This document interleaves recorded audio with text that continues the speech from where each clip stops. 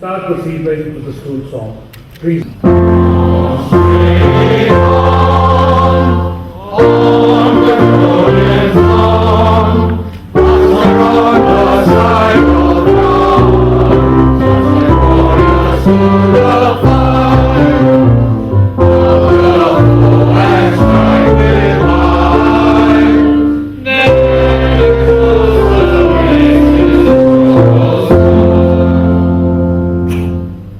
Please be seated. Good evening.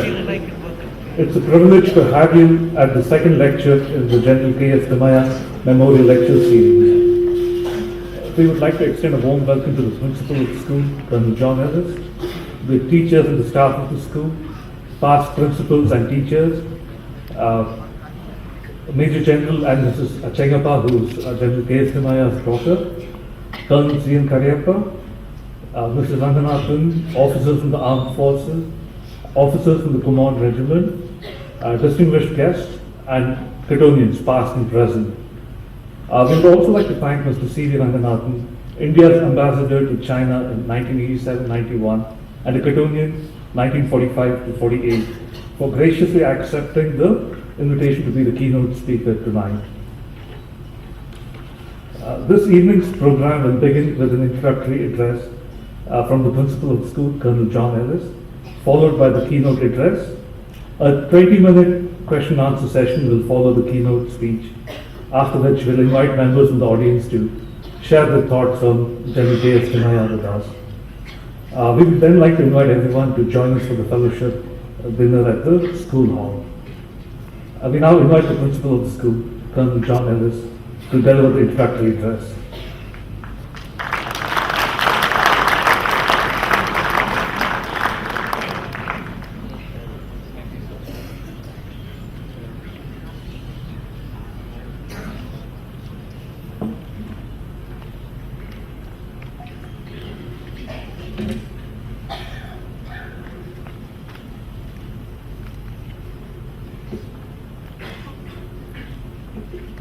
These moments, this hour, this day, let us dedicate to the indomitable spirit called Cotton. To the 141 years of selfless service rendered by Bishop Cotton Boys' School to society, and to the hundreds who have passed the portals of this great institution and are no more with us today. May we bow our heads and, as a mark of respect, stand up for a moment of silence.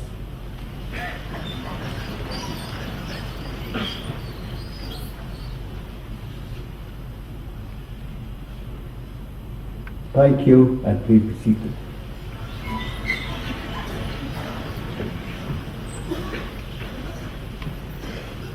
Good evening and a warm welcome to each one of you. I stand here precariously perched between the past and the present, a resplendent past and a present brimming with optimistic enthusiasm to move into the future. I'm sure that each one of you will agree that certain rare occasions in life are bound by their association to be especially moving and memorable. The second annual General Thimayya lecture is one such.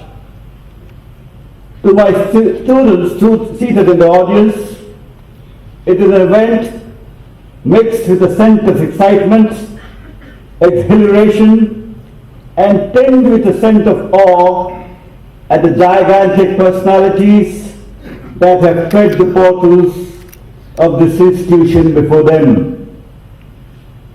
To my friends and old Cottonians, it is a humble tribute to the alma mater for its manifold blessings and mercies that it has showered on them throughout life and continues to do so. For my colleagues and myself, it is a humbling experience which invigorates us with renewed vigor, dedication to work in an institution that has produced and continues to produce nothing but the best.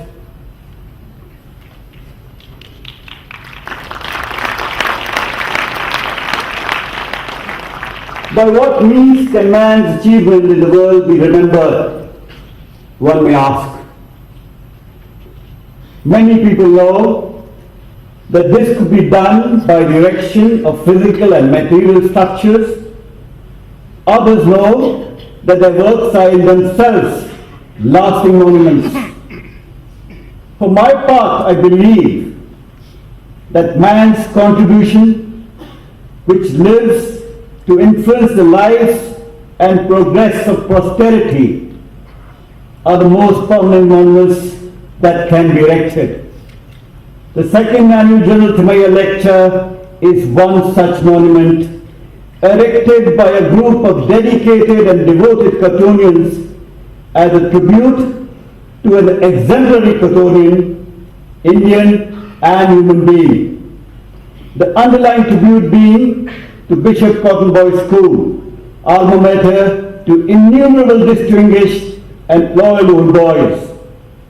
For me, it is a sacrosanct privilege to make my relations to this introduction to a Cottonian on whose deeds of intense valor, dedication, and duty for the motherland and discipline of the highest order, I and the officers of my generation have had the privilege to evolve. The Indian Army takes inspiration from the life and times of one of the most famous Cottonian produced by this institution, who has enriched lives by his high principles, personal integrity, fairness, and fought righteousness. Personally, I feel humbled to head the institution of which he was a part and where these values were inculcated in him. General Kodan Tera Subaya Thimayya, Padma Vibhushan, Distinguished Service Order, ADC, Chief of the Army Staff from 1957 to 1961, walked the earth at Cottons from 1918 to 1922, was a Boy Scout, sang in the choir, and legend has it that he punched an English student for calling him a nigger. Endowed with the Cottonian spirit of on straight on, he blazed the trail of excellence at the Royal Indian Military College, Dehradun, followed by the Sandhurst and the Indian Army. His out-of-the-box innovative solutions in the 1948 conflict with Pakistan for using tanks at Jojila Pass at 12,000 feet above sea level, to the utter surprise of the Pakistani invaders, saved Leh and Ladakh from falling into the Pakistani hands. His famous clash as Chief of the Army Staff with the then Defence Minister of India, Sri V.K. Krishna Menon, on ethical issues resulting in his resignation is a landmark in Indian political and military history. While he lived, his virtue, wisdom and valor were the tide, the ornament and security of his country, and when he died, he left an illustrious example of a life well spent. Today, we have gathered to salute this spirit, a spirit born at Cottons, matured on its playfields, and today harnessing all of us together to cherish and nurture, and to improve our understanding of his values and cost, and to build a bridge across time. Giving us the lead in our quest today is none other than another distinguished Cottonian, Mr. C.V. Ranganathan, Indian Foreign Service, diplomat par excellence in China from 87 to 1991 and France from 1991 to 1993, who studied at Cotton from 1945 to 1948. A career of excellence spanning 35 years, he is an authority on Sino-Indian relations. credited with the extensive groundwork for the successful visit of Prime Minister Rajiv Gandhi to China in December 1988, which resulted in overcoming of hostility between the two countries.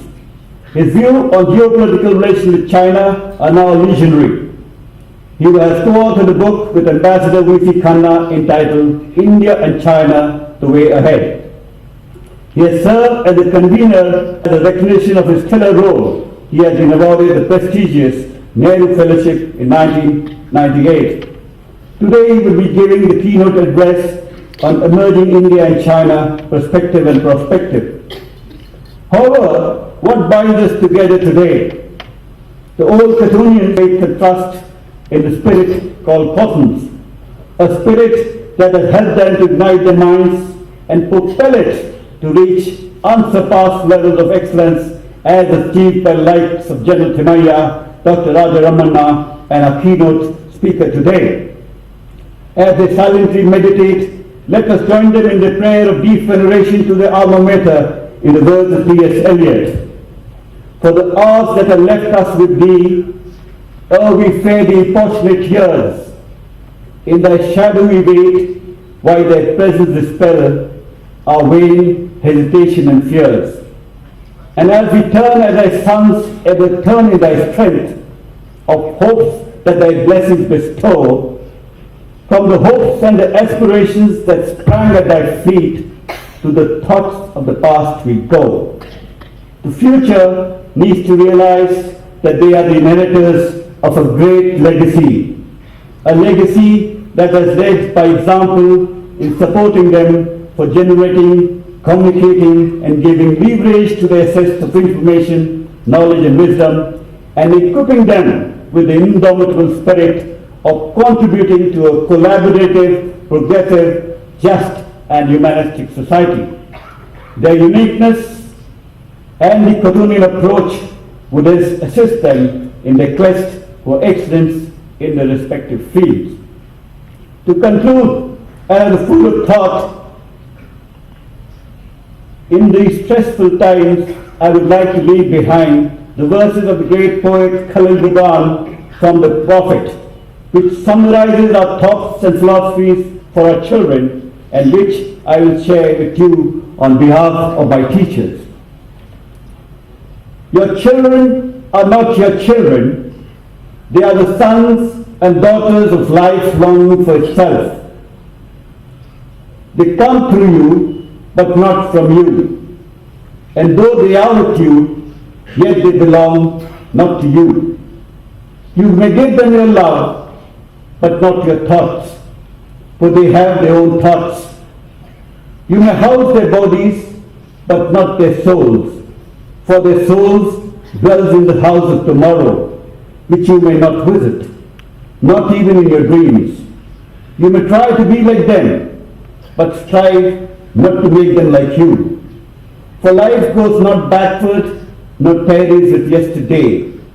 You are the bows from which your children as living arrows are sent forth. The archer sees the mark, and upon the path of infinite, and he bends you with his might, that his arrow may go swift, with far. Let your bending in the archer's hand be for gladness, for as he loves the arrow that flies, so also he loves the bow that is stable. Thank you. Next extortion. Of the General KST Medal Memorial Lecture Series. To introduce the keynote. Thank you, Rajiv. Thank you very much, Colonel Ellis, for your thoughts. On behalf of the old boys, I take this opportunity to once again welcome you to the Cottonian family and offer our unconditional support and assistance in the betterment of the school. General Changappa, Auntie Mirai, Colonel Ellis, Mr. Balraj, Dr. Samuel, Air Marshal Wallen, Mr. Mutana, and the Managing Committee of the OCA, dear fellow Cottonians, masters and teachers of the boys' school, past and present, distinguished officers from the forces, my dear friends on the working committee, ladies and gentlemen. The General Thimayya Lecture Series, as we understand, is constituted to pay tribute to the great General KS Thimayya, who was an Old Cottonian himself. by inviting a distinguished old boy to render a keynote address on a topic that is current and of national importance.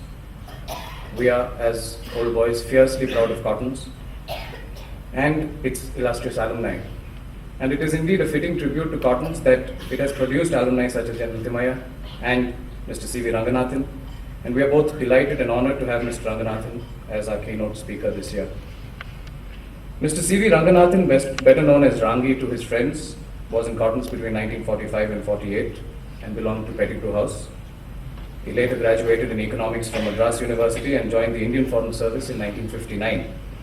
He learned Chinese at the Hong Kong University and graduated with distinction. I understand in my interactions with him that this was a step in aid to his future sparkling career in China or connected with China. And during his sparkling career in the IFS, Mr. Ranganathan has served as part of the UN mission in New York and Bonn, and later as the High Commissioner to Ethiopia and Moscow. He was India's ambassador to China from 1987 to 91, and France from 1991 to 1993 when he retired. Post-retirement, Mr. Ranganathan was appointed by Prime Minister Vajpayee as the convener of the prestigious National Security Advisory Board. In recognition of his stellar contribution to foreign policy, as Colonel Ellis has mentioned earlier, Mr. Ranganathan was awarded the exalted Nehru Fellowship in 1998.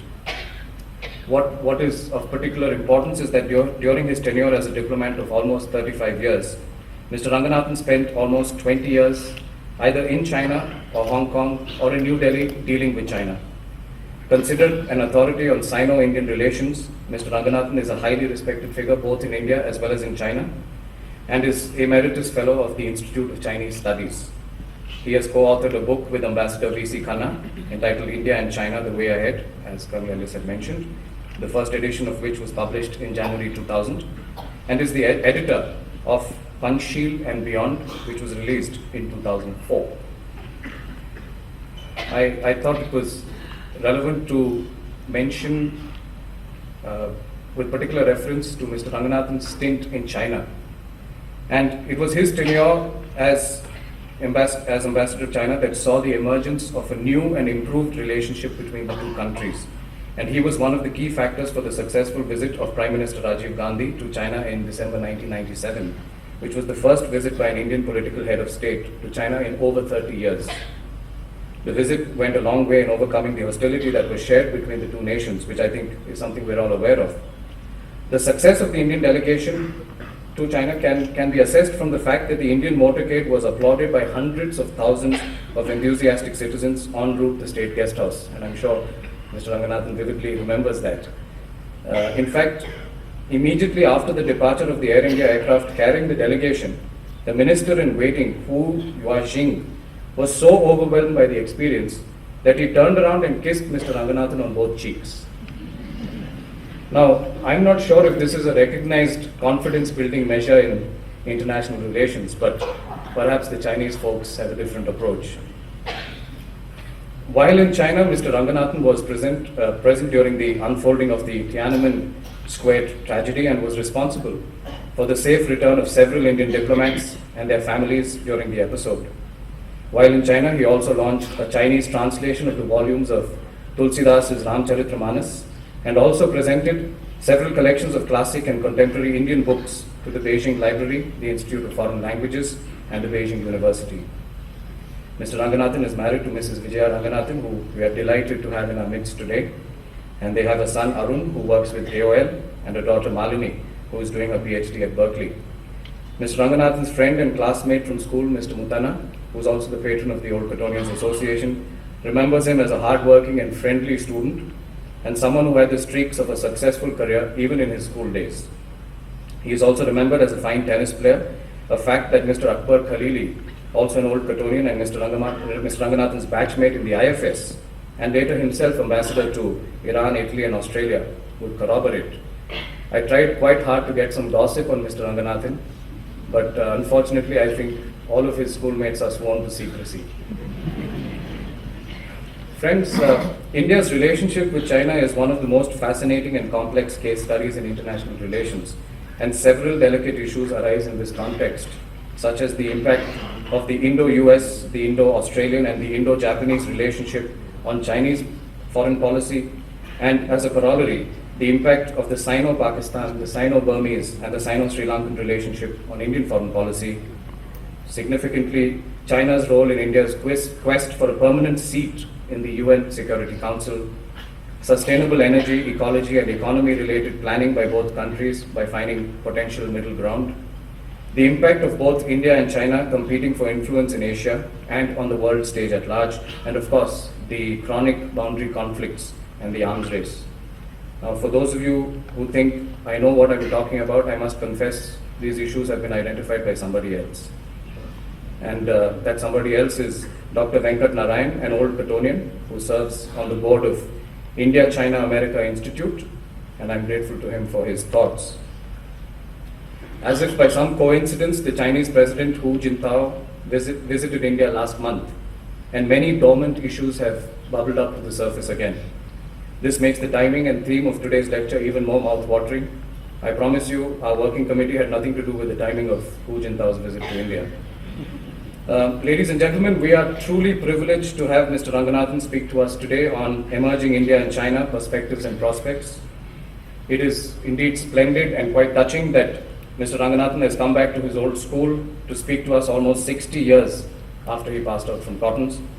Of course, in his days, as in many of our days, this was the third 11's field. Mr. Ranganathan, Cottons is proud of you, sir, and may I request you to kindly deliver the keynote address. Nec dextrosum, nec sinistrosum.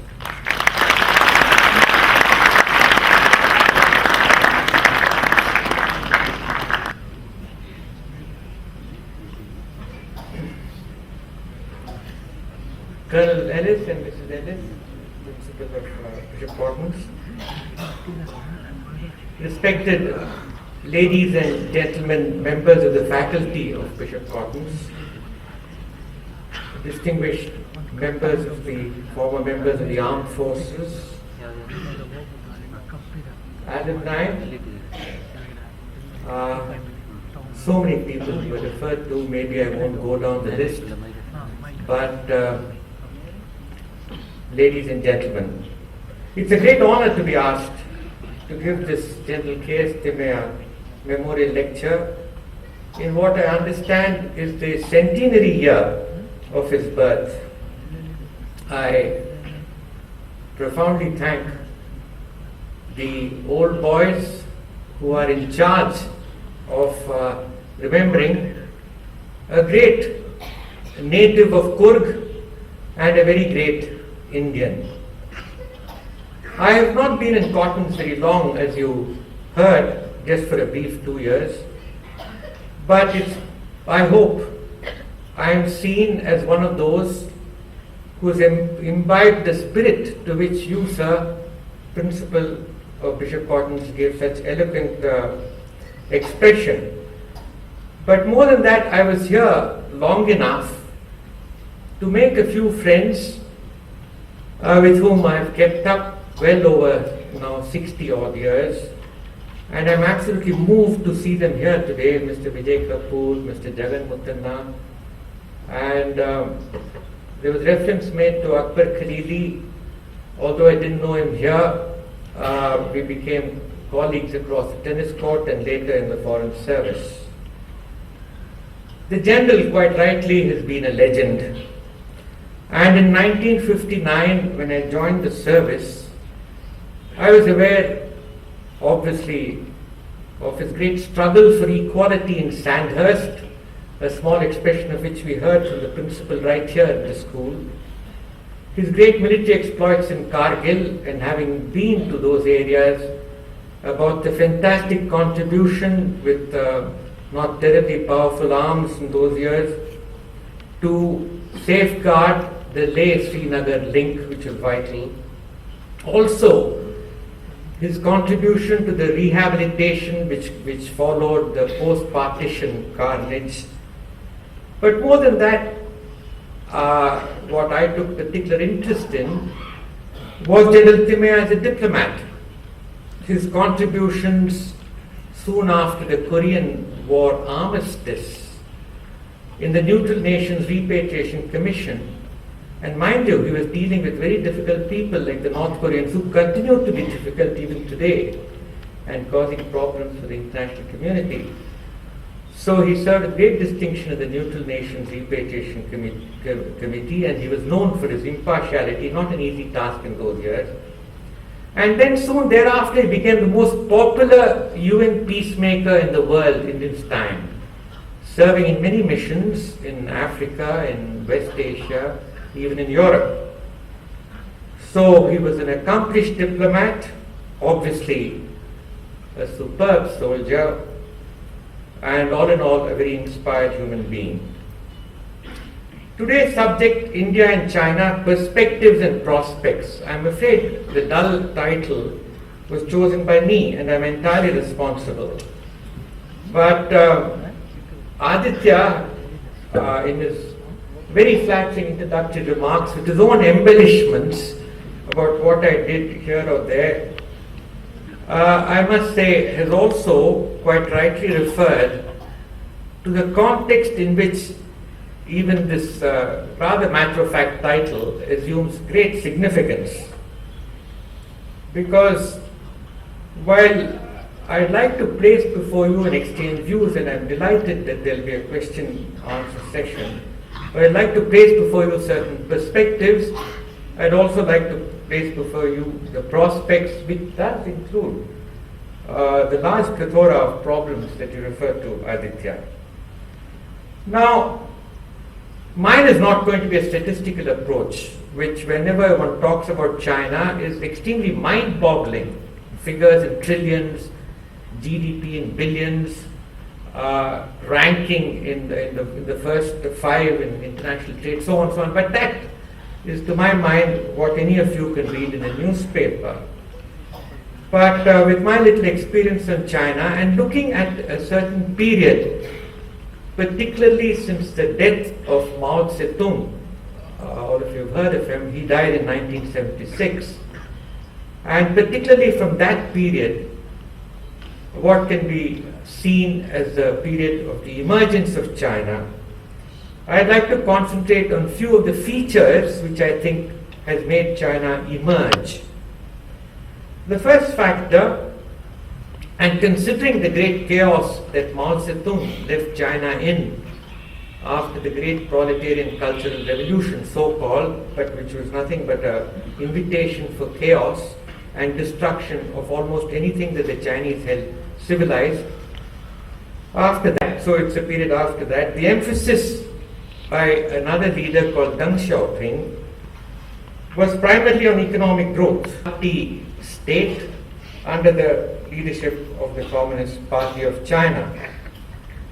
The second thing was to nurture amicable relations with the pragmatic conciliatory, without, of course, sacrificing China's core interests. And within this outward-looking approach, there was a neighborhood policy to attain a peaceful neighborhood surrounding China. And for those of you who are familiar with the geography of China, it would come as no surprise that China has more than double countries across its neighbors compared to India, who are immediately China's neighbors. If we have 7, she has almost 18. The third feature was restraint in the use of force while making actually strenuous efforts, and my friends here from the armed forces would appreciate what I'm saying, while making strenuous efforts to create a modernized military. One of the biggest shocks to China was what happened in the first Gulf War in 1990, and of course followed by the second, by what happened in Iraq, what happened after 9/11, and the huge technological superiority of US and those countries allied to the US, who could just use push-button methods to utterly vanquish their enemies. And China realized that it was utterly backward, in fact more than 50 years backward compared to this high-tech warfare. So she's had made strenuous efforts to try and catch up. Not that she has caught up, but she is making strenuous efforts. And many of my friends in India do not seem to realize, I mean, when looking at China in comparison to India, that China is actually surrounded by a much more difficult security situation than India. There is the problem of Taiwan, there is the overwhelming presence of the United States. There is now a new feature after North Korea had a nuclear test, self-avowed nuclear test, about what will happen about this nuclear weaponization in the Korean peninsula and the surroundings, particularly Japan's reaction, and so on and so forth. In other words, China's security situation in that part of the world has to be kept in mind. The fourth factor is that in keeping with its self-image as a responsible member of the international community, who is required to play a responsible role in the international stage, also a permanent member of the Security Council, China started actively participating in regional and global institutions, whether they are regional institutions or multilateral institutions. And examples of this are all the related UN agencies, the Association of Southeast Asian Nations, which is a regional association in Southeast Asia, the APEC, which is a Asia Pacific Economic Community, where from the United States to Peru, I mean both flanks of the Pacific are covered. The Shanghai Cooperation Organization, which includes Russia, China, and 4 Central Asian states which hived off from the Soviet Union. The WTO, World Trade Organization, membership to which China made enormous concessions in its own domestic economic policies in order to have more transparency, to allow more foreign investments, to allow more open market conditions. In fact, in a comparison, one could quite safely assert that China had to make far more concessions to become a member of the World Trade Organization than India did. So if you take these 4 factors, A, emphasis on economic growth, B, working towards a peaceful neighborhood plus reconciling with major powers who are opposed to China in order to have a large environment of peace surrounding China where she could concentrate on economic growth.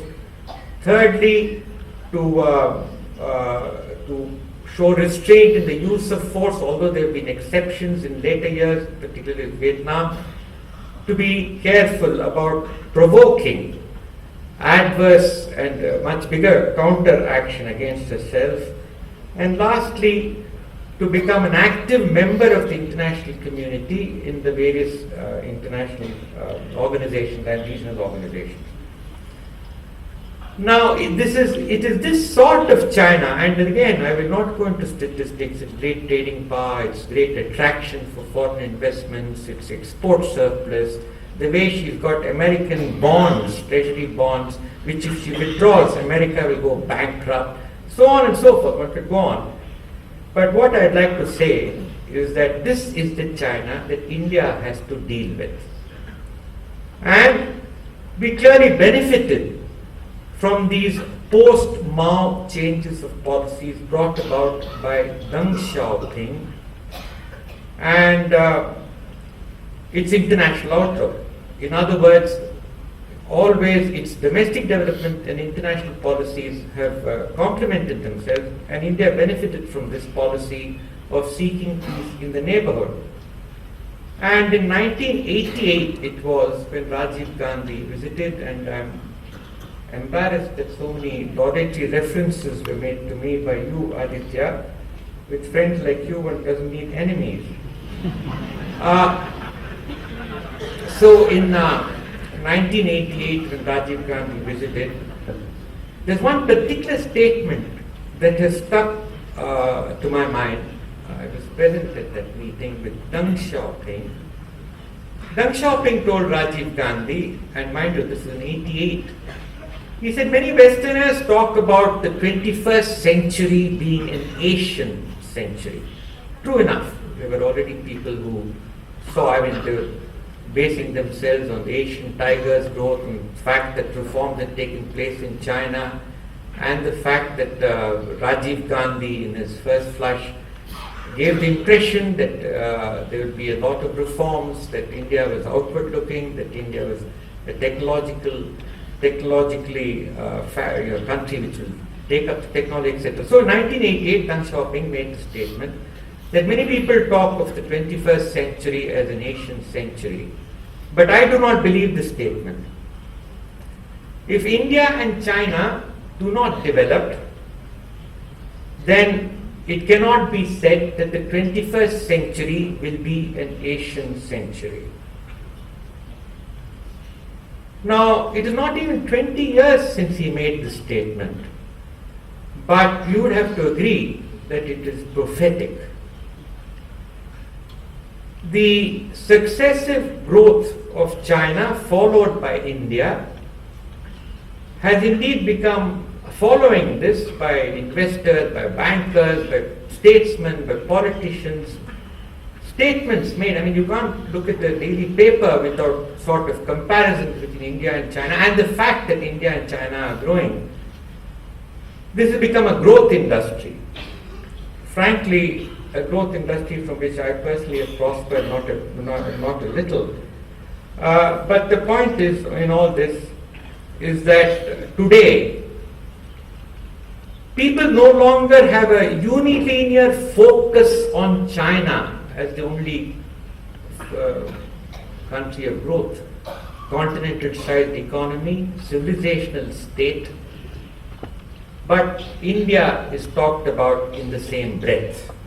And I think this is a tremendously important change in the international scene, of which, of course, the Indian foreign policy establishment has been very conscious, and this in turn has led to India being extremely well poised in its relationship with all the major powers, with all the important regional associations, and with important groupings all across the world.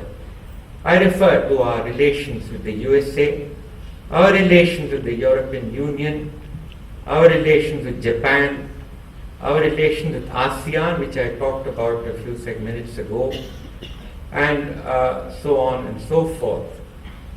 I'm not saying this in a self-congratulatory way, and of course China, to which I'll come to. I'm not saying this in purely a self-congratulatory way, but I think one of the challenges of foreign policy is to maintain good relations with each and every major power, while of course developing your neighborhood relations, where we have problems, to which I'll come to presently. And the challenge, the diplomatic challenge here, is not to allow any single compartment of your relations to affect the other. I'm not talking of any mathematical equidistance or what used to be non-alignment in the earlier days, but what I'm trying to say is that India can prove to the world that without being particularly allied or tied to any major power, it is possible, given our civilizational status, given our continental-sized economy, given our demographic advantages, given our technological prowess, which I hope we can sustain, and given our economic achievements, that we are a desirable partner. Therefore, we can maintain relations with each of these major powers without really being at the cost of any particular compartment. Now, coming back to China, if you look at a map and look at Asia in a very wide arc, roughly from Iraq and Iran extending up to Japan, which includes West Asia, Central Asia, South Asia, of which we are a component, Southeast Asia and its regional grouping that I talked about, commencing from Myanmar and extending up to Philippines and all the countries in between. And East Asia, which consists of the divided Koreas, Japan and China. In this huge arc, Indian and Chinese interests intersect. China is a neighbor of many of these countries in Central Asia. Then if you look at Afghanistan, India is is separated from Central Asia through Pakistan and Central Asia, which of course is a very important area because it's not only the source of our resources such as energy, but it's also the source of many problems. And of course, if you take South Asia, China is a neighbor of Pakistan, of Nepal, of Bhutan, and has strong links with each of our neighbors. I'll try to answer those questions that you raised. And then you go to Southeast Asia. China is a neighbor of Myanmar and Laos and so on and so forth, right up to all the Southeast Asian countries, Vietnam. Now, this is the huge geographical arc where more than a millennia ago was an example of the most peaceful interaction between the Indic and Scenic civilizations. It spread through Buddhism, but took on so many aspects in trade. All of you have heard of the Silk Route, influencing a large swath of continental-sized Asia, including its maritime regions. So the challenge today is for all the political problems that we face in our neighborhood, for all the complexes that you talked about, is it possible to revisit the peregrinations of our ancestors and have the sort of connectivity which our ancestors enjoyed? I think it's a vision, but I don't think it's such a hopeless vision. Now, let me turn to some of the specifics of India-China relations, all of which your friend really advised you very well, because they are the very things that I was about to try and cover. But first, I think a little more on the perspective side.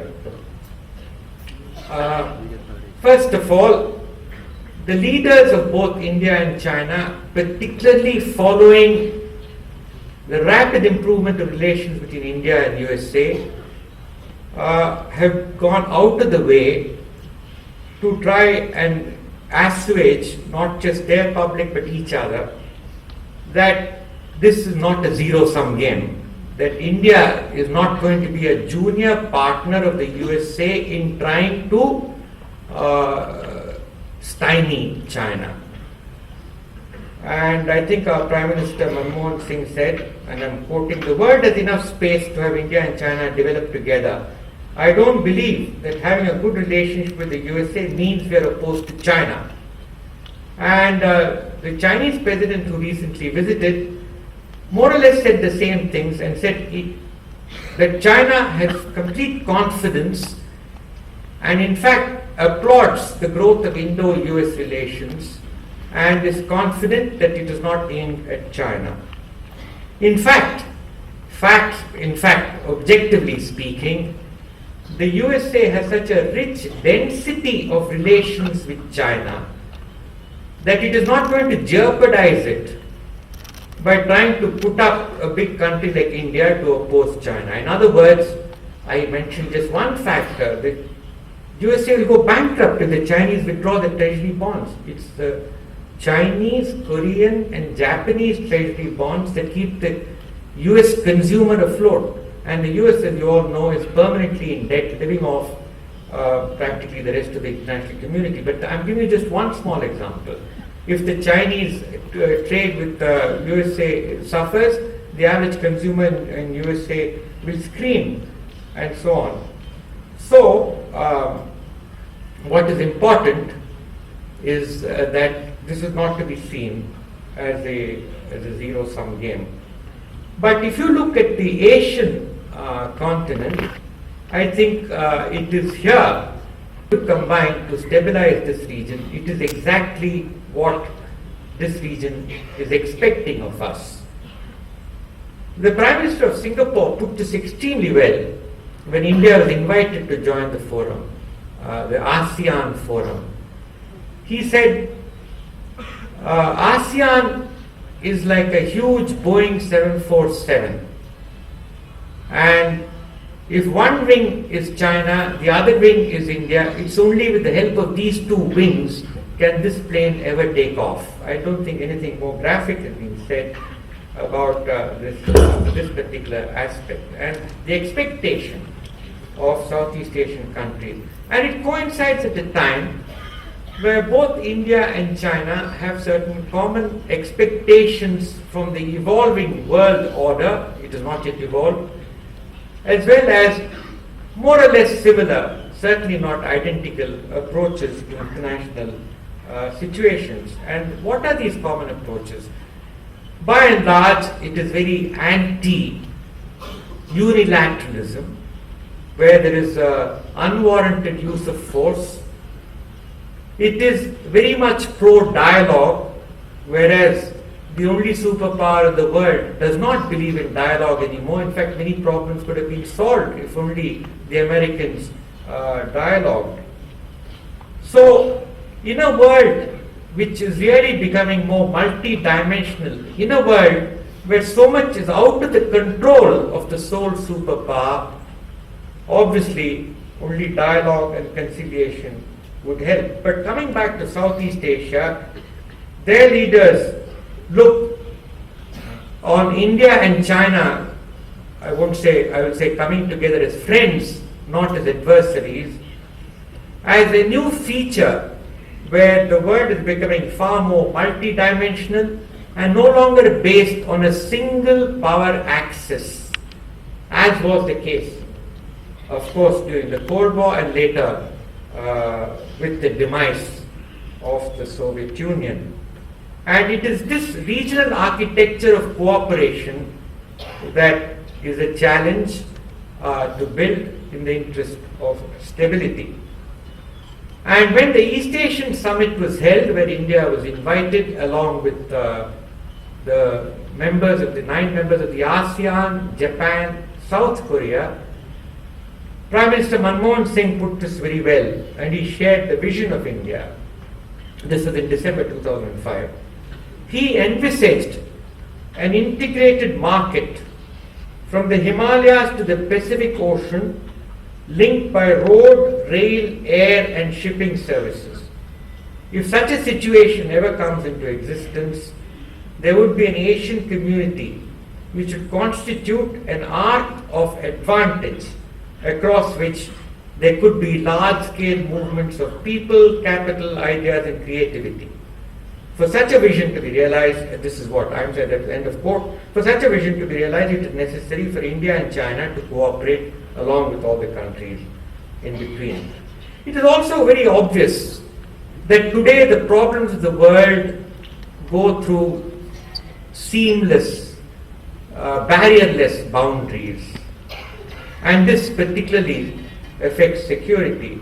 Obviously, terrorism is one example, but you could also have disease, even natural disasters. And I'm glad to say that the ASEAN have developed certain traditional security threats, where it's not just a question of armies fighting each other, but all sorts of non-traditional threats to security. Now, turning to certain other areas in our immediate neighborhood, I think what is important to realize, and you mentioned Myanmar, we often think of China-Myanmar relations as aimed against India, as indeed we think that in the case of Sino-Pakistan, although they're not the same, as one might say Nepal, Sri Lanka, Bangladesh, etc., etc. The first point we have to remember when we talk of other people's relations is that we are all sovereign countries. And Myanmar has invited the Chinese. It has a very, it has a military regime. It is, the whole world is sanctioning Myanmar. and she has nowhere else to turn except her great neighbor China, which unfortunately is neutral as far as the quality of the regime is concerned. And China is not at all ashamed, being itself a monoparty dictatorship, of helping military rules or other rules. Its relationship with Pakistan is well known for its support to the military rulers there. So Myanmar naturally was solely dependent on China. And unfortunately, India neglected Myanmar for far too long. It's only over the last 2 or 3 years that we are doing some infrastructural projects, such as connecting a road from the northeast and other areas into Myanmar. I myself am a member of a rather interesting exercise which involves Bangladesh, China, India and Myanmar. And China, we are dealing with a particular province, namely the westernmost province of China, which adjoins Myanmar, called Yunnan. We are trying to put up ideas which government can adopt, which will think of connectivity in this sort of sub-region, which is highly populated, and where in our case we really suffer from a lot of instability in our northeast, where our northeastern people feel pretty isolated and cut off from the rest. Now it's very fashionable to talk of a look east policy, and it has been greatly successful as far as ASEAN is concerned. I mentioned some instances. But I don't think this look east policy can take off unless a vast populated section of our country is connected with the east. And when you think of Southeast Asia, connections through Myanmar to Thailand, to Laos, to other countries, it's most natural for our northeast to be involved. So this is an exercise whose time has come, and I'm glad to say that government has started supporting it, and I did share its initial hesitations, but now it is being shared. But of course we need to stabilize the politics of the northeast region, where at any given time there are 1 million mutinies, so we need to look at that. And then if you look at East Asia, particularly after the nuclearization of North Korea, again, well, we have of course had a nuclear test, and we adopt a policy which I can only put very humorously, which says that do as I say, but don't do as I do. In other words, I can have a test, but you, Iran, you, North Korea, cannot.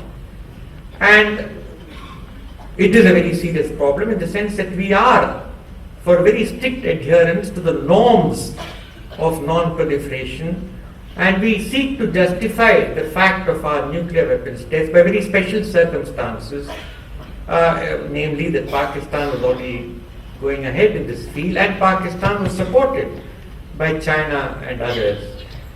So what I'm trying to say is that is a region which is highly prone to not just instability, but a worsening situation from the point of view of the emergence of nuclear arms. So we are vitally interested in how this sort of dilemma can be solved there. India has also been invited. I have already talked about Central Asia as a member, the observer of the Shanghai Cooperation Organization, which consists of Russia, China, and 4 of the Kazakhstan, Kyrgyzstan, Tajikistan, and Uzbekistan, quite a mouthful. And India has been asked to come there. And if you look at our region and that region, there are common problems. And what are these problems? The problems are that we have unstable regimes, not all democratic, who either are incapable or unwilling, which is worse, of curbing extremism allied with violence of one type or the other. It could be religious extremism, it could be something else. And this is the seedbed of such, not just of regimes, but of this phenomenon, which, as I said, can go across borders. It is also the home of ethnic disputes. We only know that too well from our southern neighbor. It is also the home of very backward development. It is also the home of governments which refuse to take advantage of the growing economic clout of India. And so we struggle along with the South Asian Regional Cooperation Association, acronym SARC. There's quite an alphabet soup of these organizations. This is SARC. And because of our adversarial relations with Pakistan, which is mending at a very, very slow snail's pace, we are held hostage to the fact that we do not repeat the examples, successful examples, that we can witness in Europe, in Latin America, in ASEAN, etc., etc. Anyway, the fact is that China is a neighbor, and over the years of our interaction with China, roughly from 1988 when it intensified, we have got the Chinese to do two things. One, to say that she has a vested interest in the success of the SARC experiment in economic and social cooperation, and two, that it will no longer support Pakistan over Kashmir, and three, that whatever future assistance it gives to Pakistan in the nuclear field, and we are at the cusp of seeing an agreement, I'm keeping my fingers crossed, with the Americans, where the parameters of future cooperation will be laid out, and therefore we hope that we're able to exploit the nuclear energy in peaceful ways. And three, the Chinese, that it will have to be strictly under internationally supervised safeguards. Now, where do the Americans come in? Do stop me, Aditya, if I go on for too long. The Americans come in because if you look at our region, these very ills that I talked about, unstable regimes, either an unwillingness or lack of capacity to curb terrorism, lack of economic development, it would be commonsensical to expect that the Americans also would like to see these eliminated.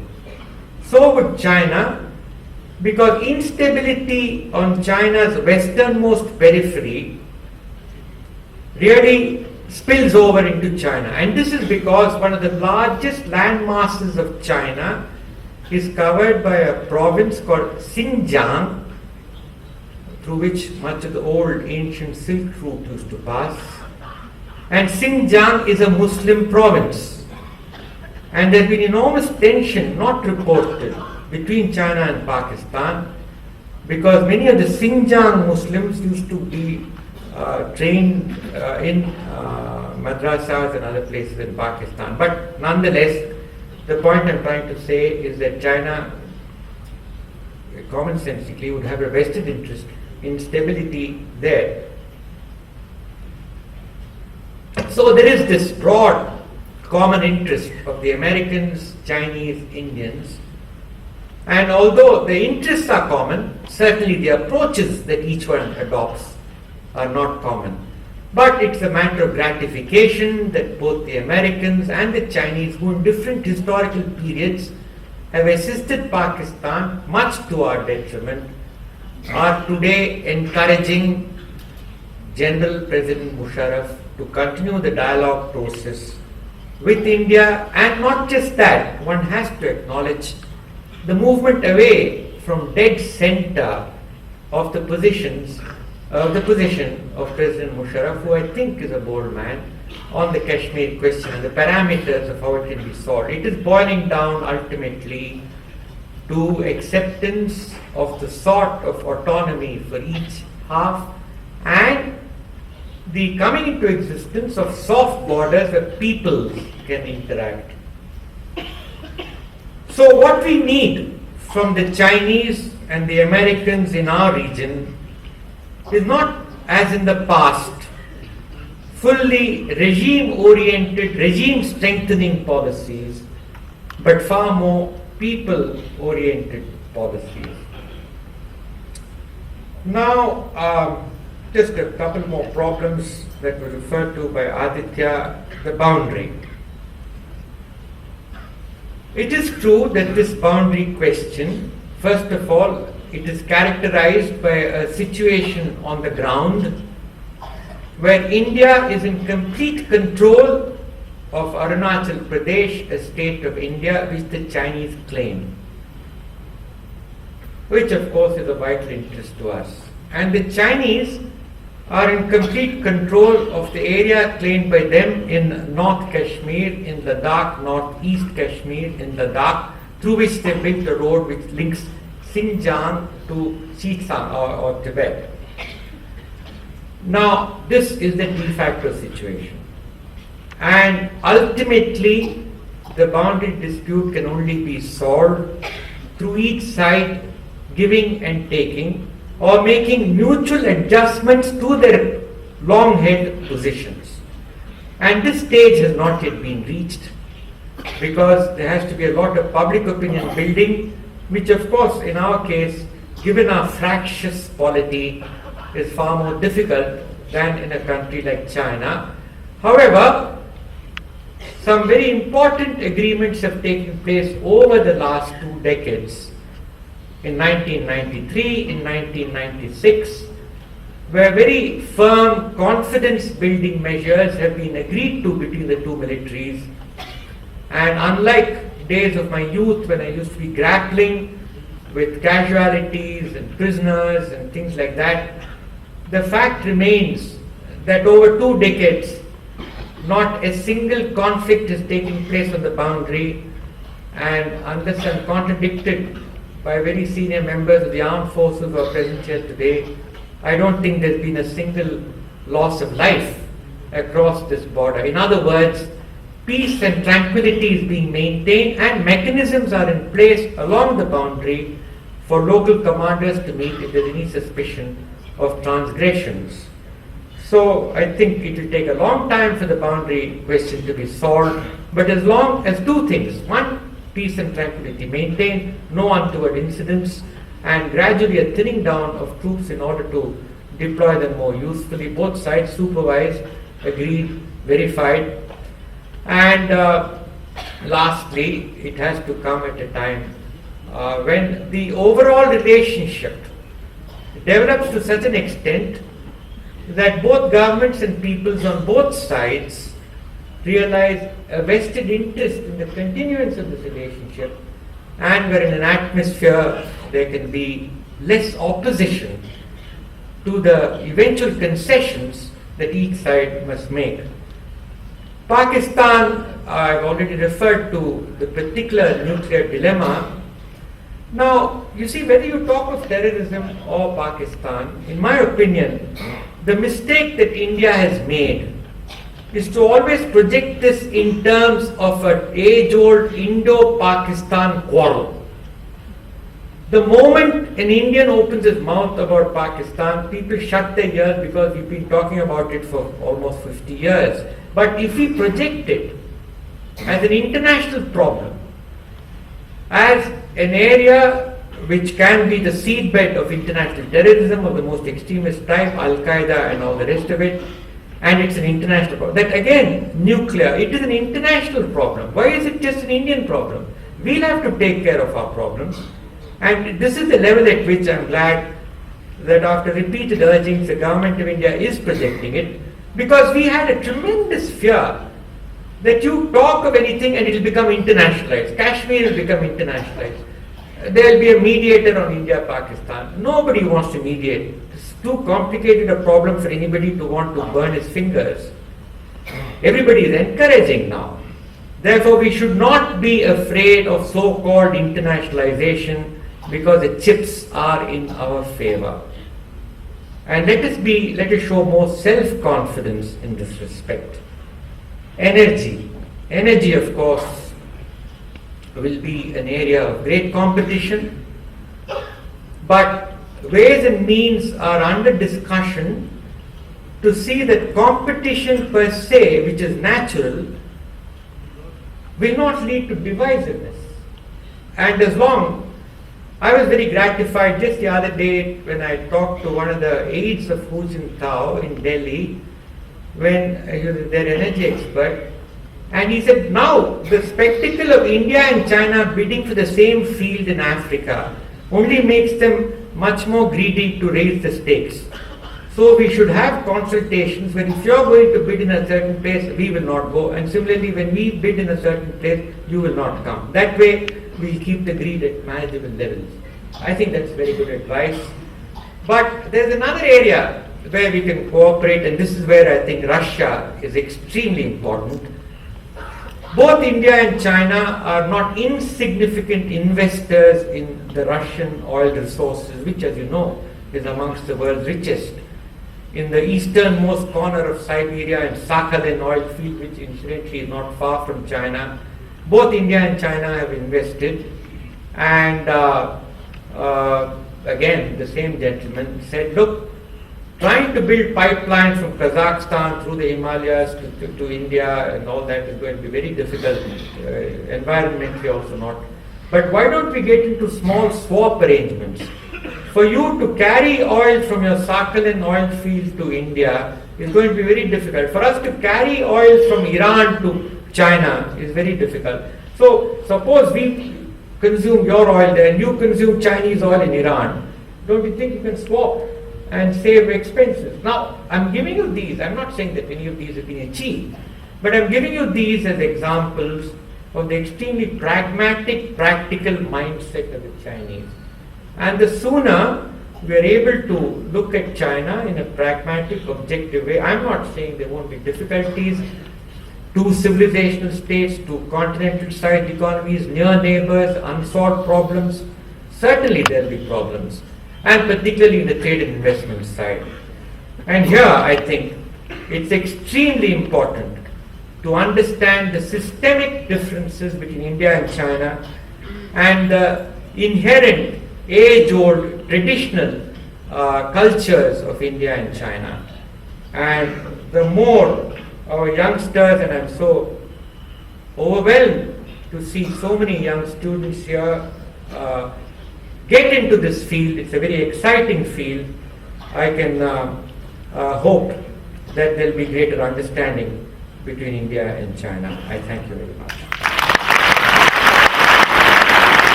Most mesmerizing address. We will move into the Q&A session next. We would like everyone to have an opportunity to ask a question related to the keynote address in the time allotted. Hence, we require your cooperation. We request you to introduce yourself before you ask the question. And if you're Cottonians, please mention the year of passing out the comments. Q&A is open. Yes, sir.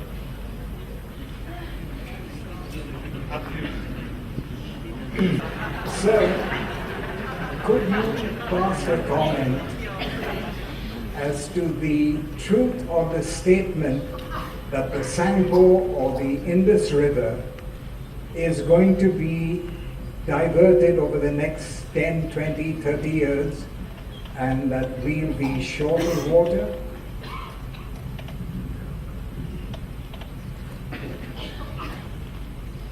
I think that's a terribly important question, and it is a fact that quite a few of our major rivers, particularly that go into the Brahmaputra system, rise in China.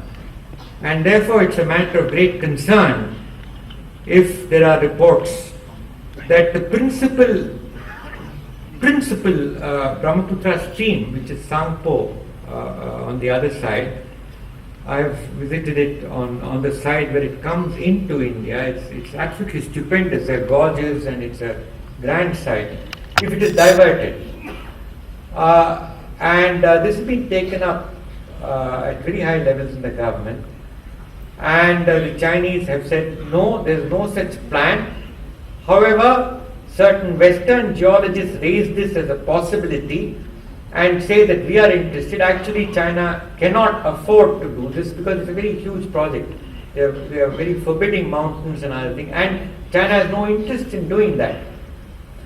As a token that we wanted, or rather as an important measure that we wanted to fix the Chinese to, what happened in the last visit is that agreement has been reached that hydrological experts from both sides will meet twice a year and get hydrological data on the Brahmaputra system as also on the Sutlej system.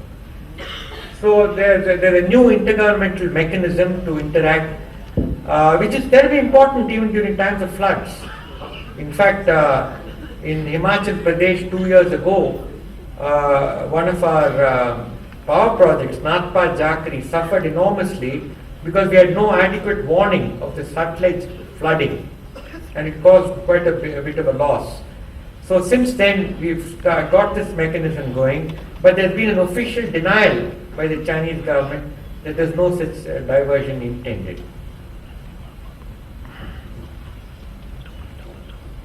The 1963 batch. I've got two areas which I would like you to cover. One is Southeast Asia has been renamed. It was Indochina before. The very fact that it was called Indochina meant that India and China were having moorings and cultural contact with the region. We had Indonesia and Malaysia, where we have the Indian civilization, and Thailand. We have lost keeping our status there, and we have become isolated from them a little bit culturally. We should try to promote Buddhism coming to India on visits, like they have Mecca visits. Why not get the Asian countries to visit the land of the Buddha?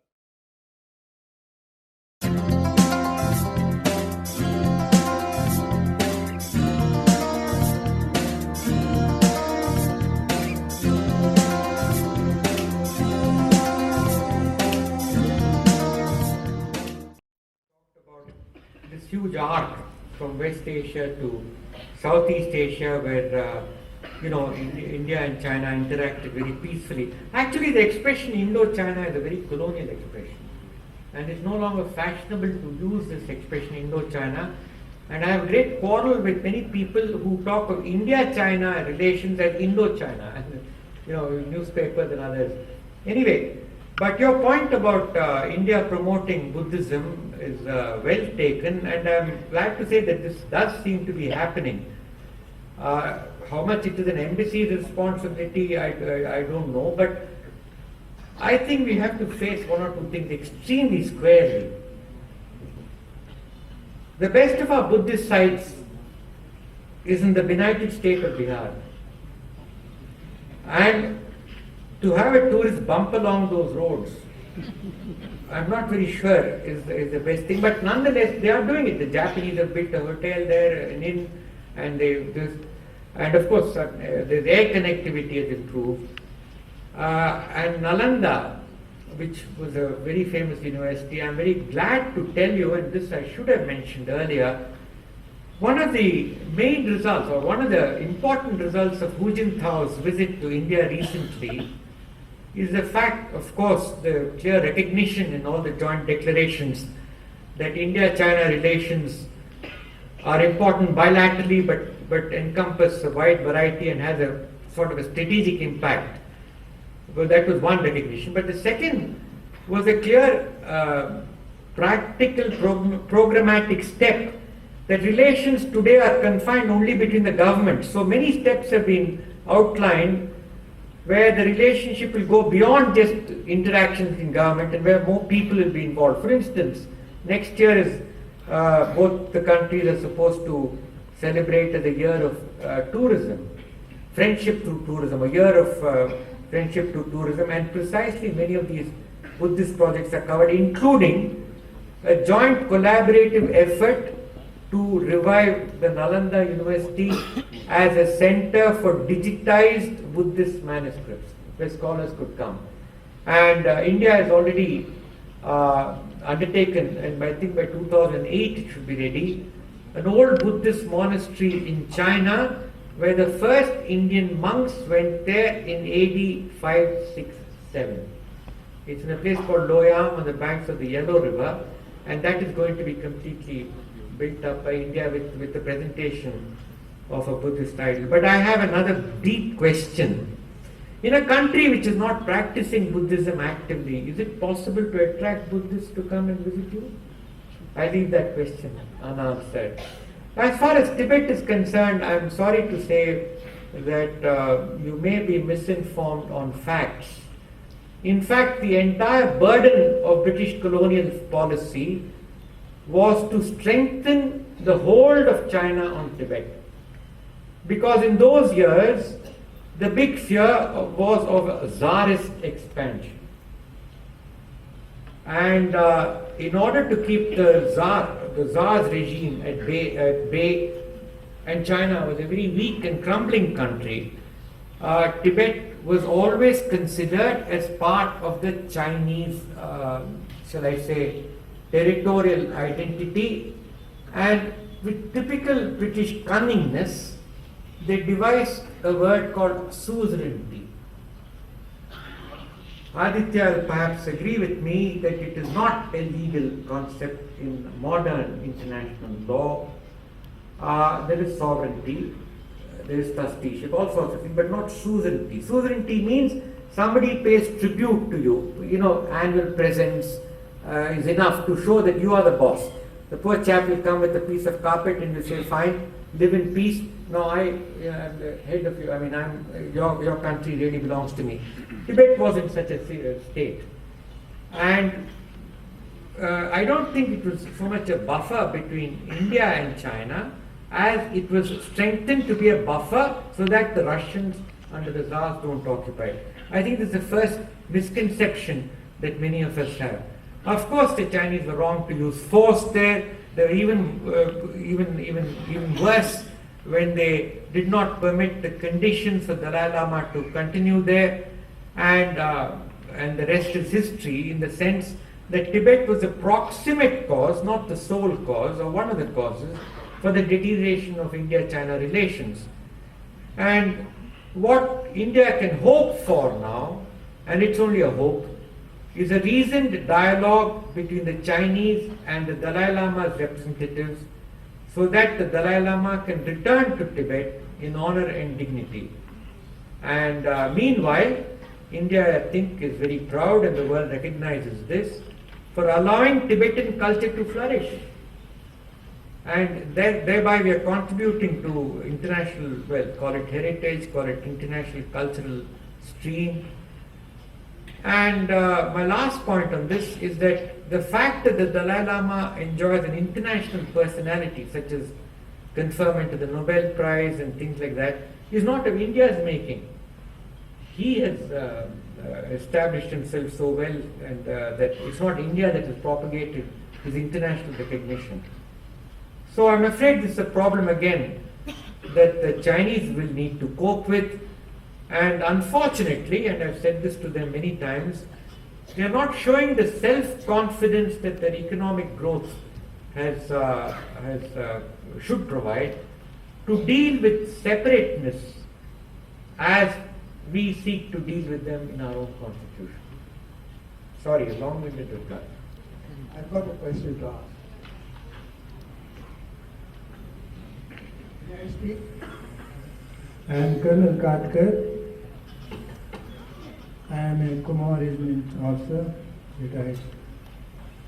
I have dealt with the Chinese to a little extent only as a soldier camp, both in eastern and western sector.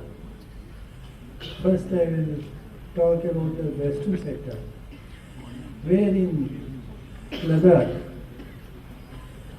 as long as we were located there, in the morning we used to start hearing MS Sublakshmi's music. It used to come from the Chinese posts. And sometimes in the afternoon and evening, we used to listen to Saigal, Talat Mahmud, these things. And we thought they are all very friendly during daytime. And as it happens, in the evening, you do not know, not in the evening, at nights, you do not know from where the shell comes and lands. I am one of the victims. I lost my stomach due to it. I got only some tubes to live on. What I mean is, are the Chinese trustworthy. You may have any projects, but what I mean is, a territory or people, by their behavior, exhibit it to you whether they are worthy or not. What we used to do was, because they are so good in the morning to give us songs and in the evening to entertain us on the day, we used to take that they are friendly. But after the sunset, you cannot trust. That is one on the western side. And on the eastern side, when I was in northeastern borders, in many places, Oakland and other places, we used to send patrols at night. They used to go, and as long as they accepted certain of their terms, the patrolling used to be all right and patrol used to come back. If otherwise, if there was somebody who was stubborn, that man never turned up, or the whole patrol didn't turn up. We couldn't trust the Chinese. Whereas, after the ceasefire and all, we used to have patrols mutually. Their patrols used to come, they sit with us, talk to us and all, and go back. Whereas our patrols, when they went, some of them never returned because they knew something had happened. Later on, we used to come to know that they were carried and taken away. I have had a very bad experience from eastern borders as well as the western borders. So, if you have to have any Hindi China bye-bye, you can only have it during daytime.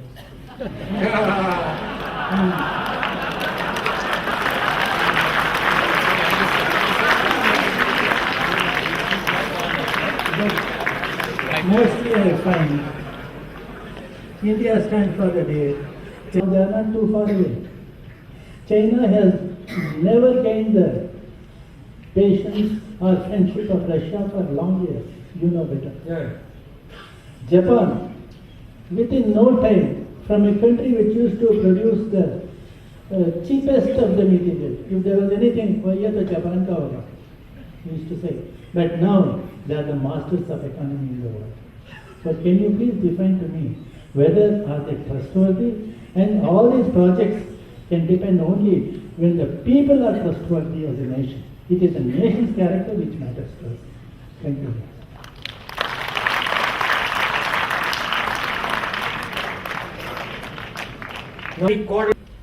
Our improving relations with China acts as an incentive for the United States to improve with us, acts as an incentive for Japan to improve with us, as indeed our relation with the US will act as an incentive. So India is well poised, but we need to play it carefully. And I would sincerely hope that there's no such euphoria as Hindi Chini bye-bye, and that pragmatically we pursue our interests, and a day may soon dawn where we may be able to trust the Chinese by night also. Thank you.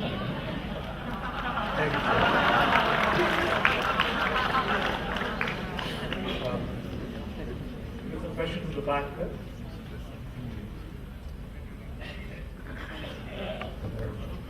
1967, Elgin House. Just one. Yeah.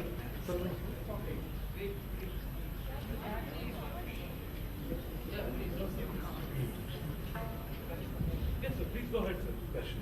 Hello. Yeah, I can hear you. Can you hear me? I'm an old boy at the school.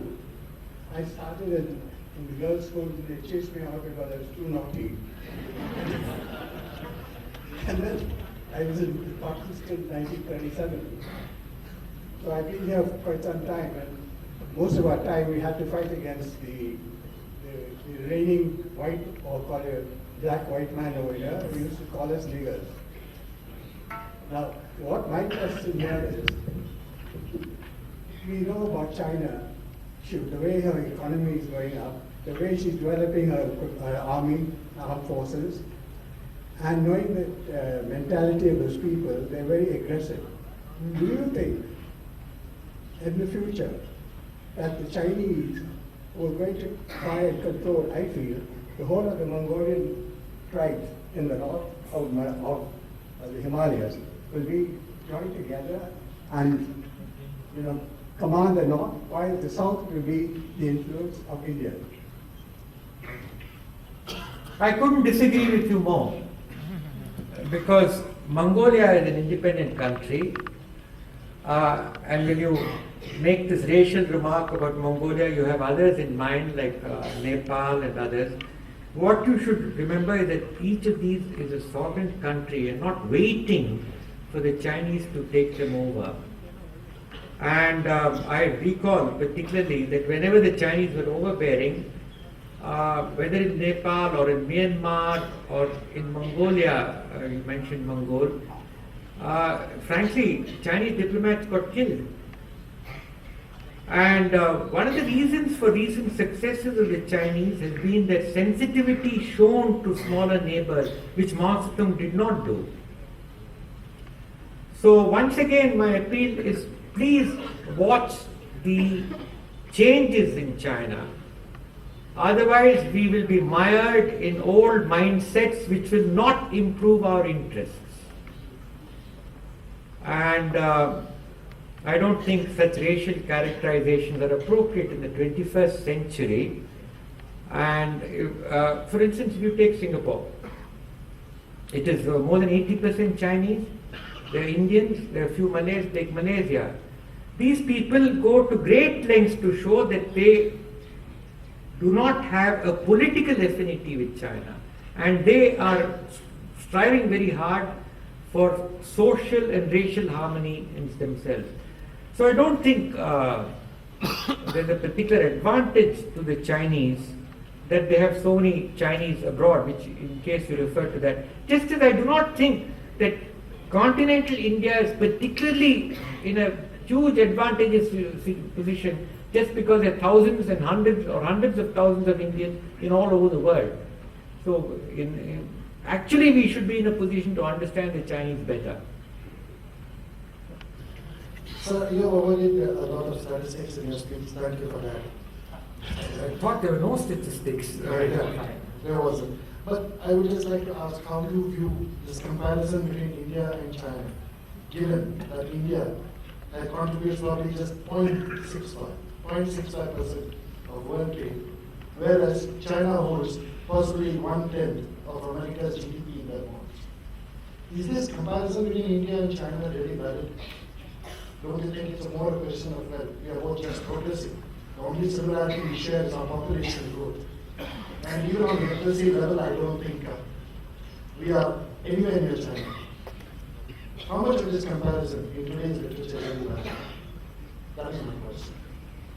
I'm very grateful to you, and I couldn't agree with you more. I think this constant comparison, which as I said has become a growth industry, I mean I described it, it doesn't mean I agree with it. And the reason is very simple. Investors have to make a very careful choice on whether they go to India or China. Finally they come to the conclusion that you can't afford not to be in each, and so on and so forth.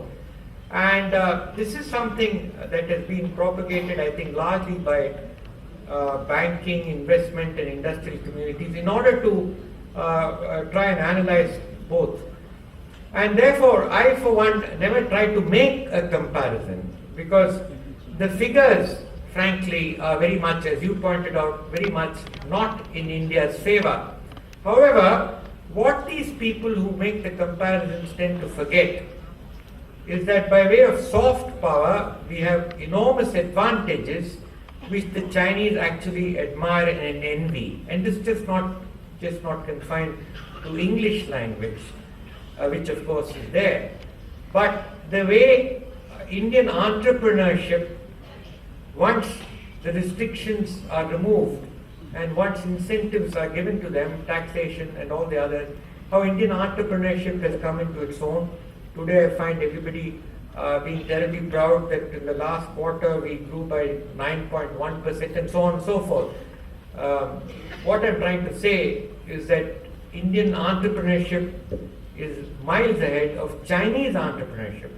What the Chinese have succeeded in doing is to get an enormous amount of foreign investment to help their export industry. But the downward flows have not necessarily come into China, and they're not bothered about it till their education and other system develops, and the third is the education system. But fourth, it's a huge, intangible, but extremely concrete. I think the way our individuals are able to traverse the world and shine in whatever field. Of course, Chinese also do that. But what I'm trying to say is the ability to communicate. And lastly, the ability to put together projects. Individual think in India is a great asset, whereas in China it will take a long time till they get out of group think. So, in this sense, I would go along with comparisons in order not to make our people so pessimistic when they look at China.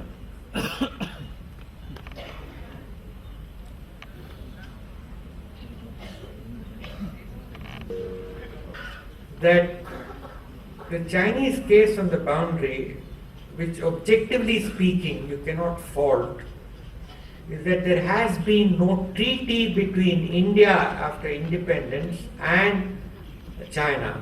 And even during the British times, there was no single or even 2 or 3 treaties governing this entire boundary. This 1914 agreement, from which this McMahon line so-called has emerged, was something that was signed between Indian and Tibetan representatives and never ratified by China. And the same about other parts of the boundary. So I think we need to begin that they have a case in saying that. But where they do not have a case is that history has shown that British India was in control and full administration of the areas shown on Indian maps. So there's been a de facto control that India has exercised, which the Chinese never did, whereas there has been no formal legal treaty to say all this. So this has been a conundrum, and we need to get around this. But we cannot get around it unless we begin to recognize certain basic facts. Well, on Tibet, all that I can say, sir, is that what I said earlier, I refuse to believe that the loss, as you put it, of Tibet to China has made our boundary more insecure. We have an Indian army today, and this, sir, I submit to you in most humbly, we have an army today which is not the same as 1962. When I went to China in 1987, the first thing that the Vice Minister who met me told me, said, we recognize that the Indian army today is far better equipped, in fact much better equipped than our people are in Tibet, therefore we must try to solve this quickly. No, the fact is, at that point, China realized how backward it was, and then it had started its economic reforms and couldn't recruit soldiers. And people said, why the hell should we go to Tibet? So, there's great respect and admiration for the way in which the Indian army has developed its positions all along the boundary. And therefore, that is one of the reasons why peace and tranquility has been maintained. So we are able to maintain peace and tranquility from a position of strength. So we must have confidence that this will continue. And our boundary with China is not under threat. We mustn't assume certain things which may be, wish fulfillment. Thank you, sir. Very short time. We'll come to 2 last questions. And I have a question. Plus questions.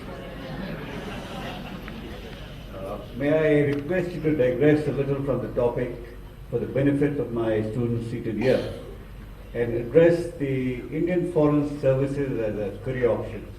Thank you. Mr. Principal, for raising this, because in this foreign service, I find it very irksome that you have dozens of people from Doon School, absolutely scores of people from St. Stephen's, but hardly anybody from Cotton. So I've often pondered about this, and I'm most grateful that I have a chance to say that it is a great service. Apart from the fact that it offers enormous opportunities for intellectual growth, for exposure to different cultures, for challenges as the world is becoming more globalized, more technologies. I think it is a splendid career, and a career where you will represent an India on the rise, recognized by the world as such. It's not that I am saying India is on the rise, but the whole world looks at as India on the rise, as I mentioned earlier. And look at the interesting and exciting things that you're called upon to do. On your very first post, you're required to learn a language, one of the major languages of your own choice. And you're posted to the place where this language is spoken. And then you go up, you'll serve in the Ministry of External Affairs in the region dealing with that area, and go out. And as I said, it is a career where one can specialize too. For instance, apart from all these long years in China, I spent a lot of time on the law of the sea, which was evolving in New York, and so on. So you do get enormous opportunities. And think of the exposure to different cultures and friends from all over the world who keep in touch with you, and the excitement, including sometimes living through troubled times in the place you're in. A mention was made at Tiananmen Square. I was witness to the PLA soldiers dispersing the crowds brutally, but it was not an edifying sight. But it educated me on one aspect of China, where stability, regime stability was threatened. So there are exciting moments too in the service where you're an eyewitness to great things happening. So I would urge, using this forum, for people to take to this career apart from the IAS and many other central services. I think the foreign service should become the preference. And you have the great advantage of being in a school which is highly cosmopolitan, one of the criteria and benefits of being in the school, plus of course a first-class education, and living in Bangalore, you're straight away, you're more cosmopolitan than many other people. So you have priceless assets to do well in the foreign service. So a year around, when you have the next Thimayya Memorial Lecture, it will please me greatly, Principal Ellis, to know that one of your students who's passing the 12th is preparing himself for a career in the foreign service. And I hope the trickle will grow into a flood.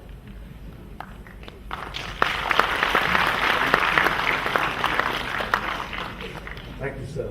We now come to the last question. I think it's the student back there who has a question. I know a lot of you have questions, but if you stay for the fellowship dinner, you'll get a chance to interact with Mr. C.V. Ranganathan. My question is a little long. I'll try to run through it as fast as possible. This is with regard to Hu Jintao's recent visit to India. The media branded it as a highly successful visit, but when I analyzed it a little further, I found it was not so. One of the main conclusions of this visit was the increase in trade.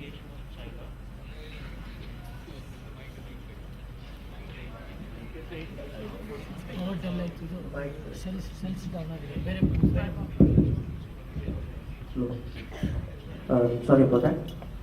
Which, considering the tardy progress at Nakula, is not a very big achievement. And we also failed on 4 counts. Just before Hu Jintao's visit to China, to India, one of the Chinese ambassadors made a comment that Arunachal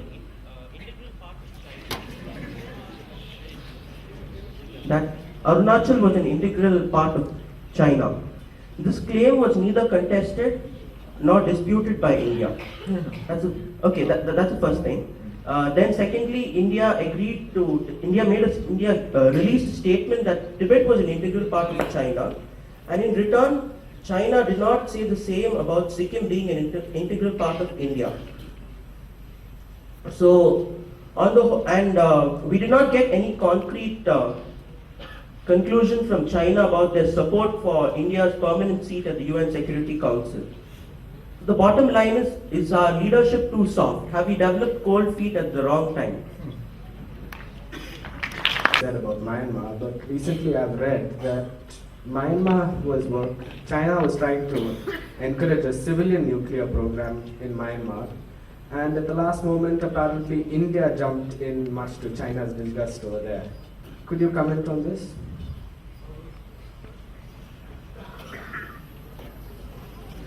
Newspapers of 2 years ago.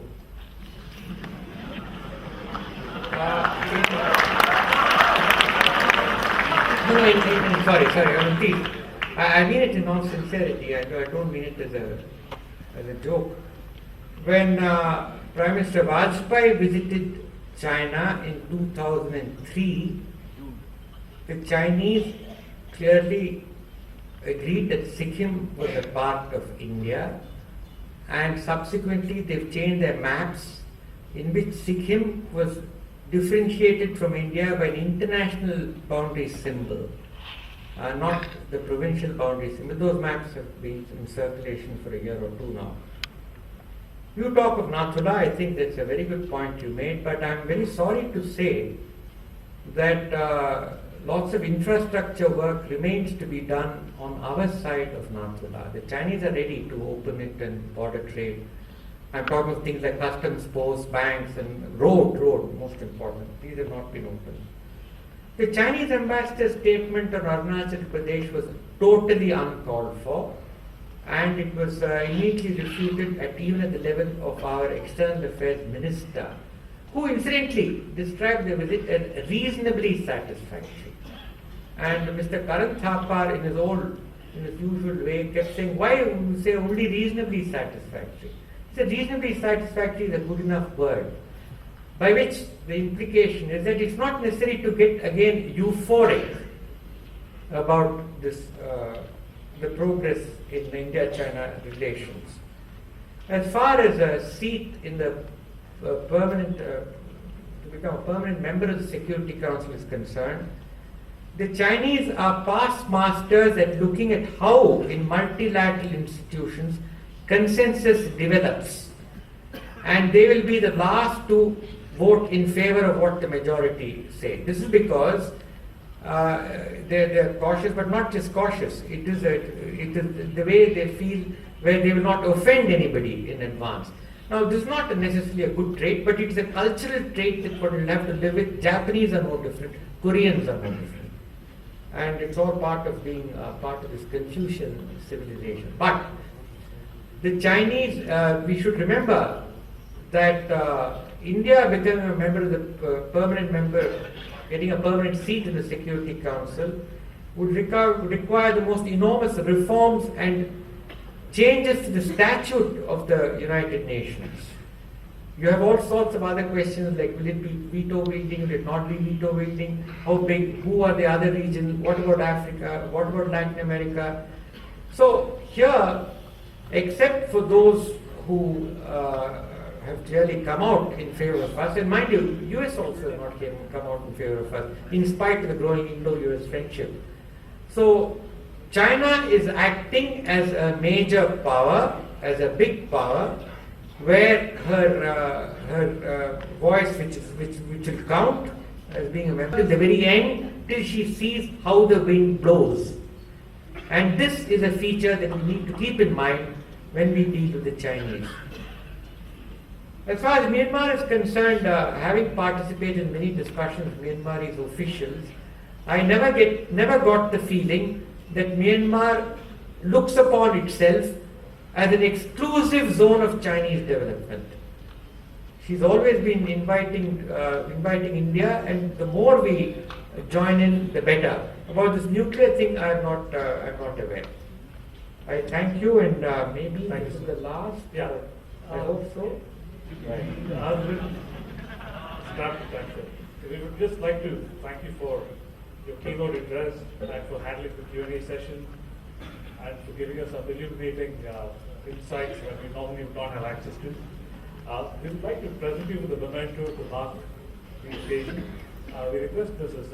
Viren Chengappa,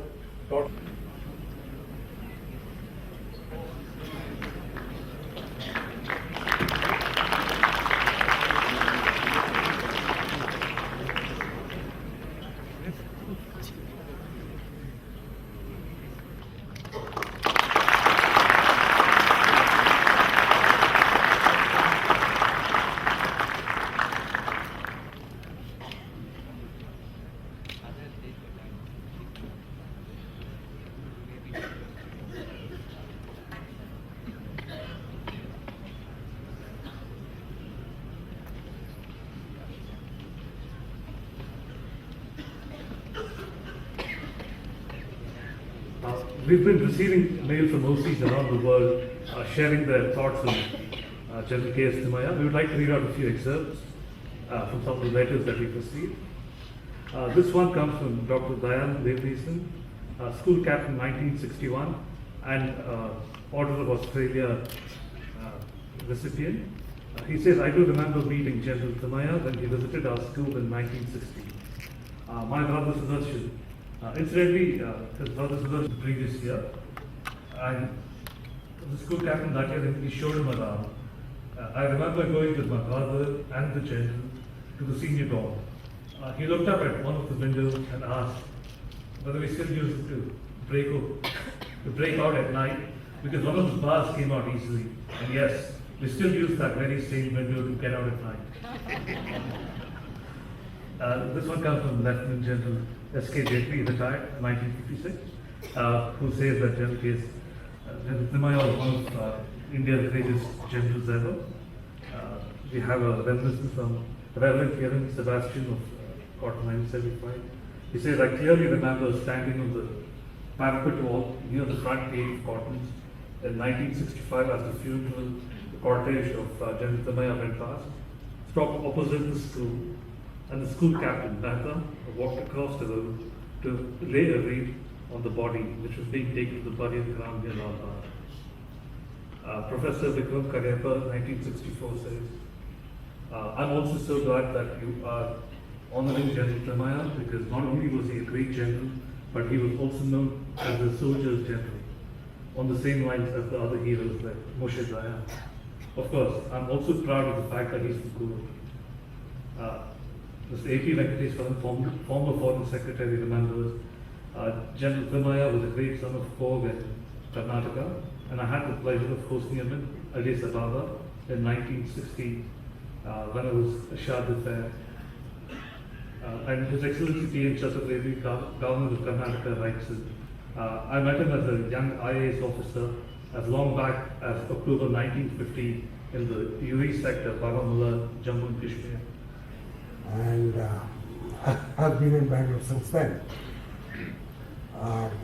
May I start again from the beginning and say, Shri C.V. Ranganathan, Your Excellency Sir, as I had to address him when he hosted me in China in '89, his good wife Vijaya, the honored guests of the school, Cottonians past and present, ladies, gentlemen, and last but not least, my old mathematics lecturer in college, A.T. Balraj, and his good wife.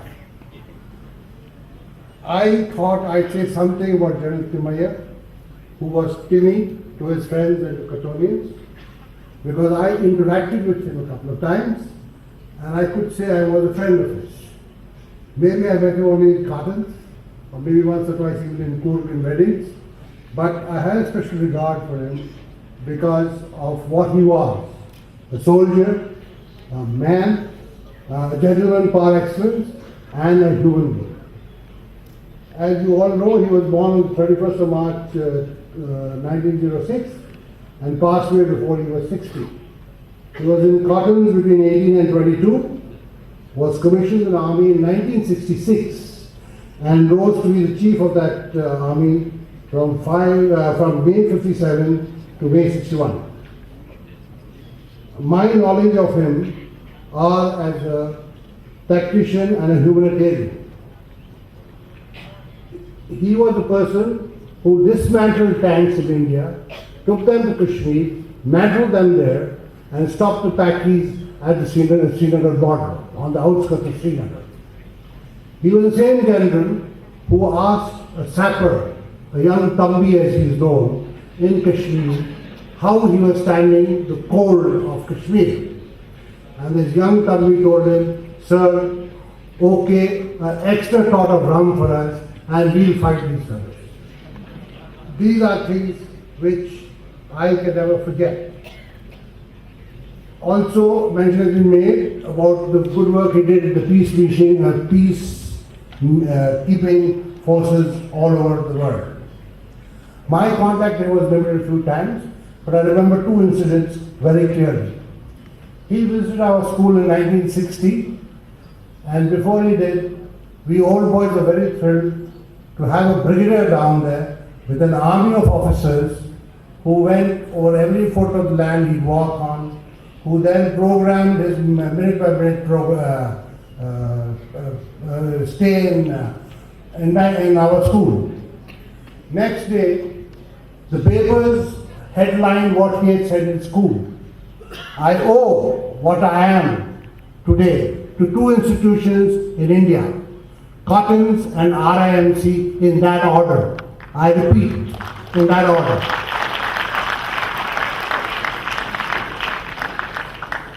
The second time I met him was in 1962, when we heard that he was in Bangalore on St. Pete's Day. So we thought we'd request him to be the chief guest. So the committee and I walked up to him and talked him into coming there, though there was another big function in the Bangalore club. He came and I asked him, I said, sir, anytime you want to leave, let me know and we shall see you off. He said, no, I'm in no hurry. You just let me know when you finish with me and I'll go at that time. And he sat throughout the program because we wanted him to give away the prizes for our various dance prizes. He sat throughout the program, didn't look at his watch once, did not show any impatience to leave, till I went and sat next to him, quickly plunked myself in the chair, having been on my feet for the last couple of hours. I said, thank God, it's over. Now the boys can dance their feet off. I finished with my job. So he looked at me and he says, Vijay, does that mean that I can leave? I said, yes. So now I come to the most interesting part. He told me I want to leave now, not because I don't like this show, but because I must join my wife and my daughter in the Bangalore club. So that was the greatness of the man. He had sat throughout the program without showing any impatience, without showing any hurry to leave, and left only when the program was over. And that too, we had to force ourselves to save off till his come. That was General Thimayya to me, a great man, a great humanitarian, and I salute him and say, on straight on Cottonians on. Thank you.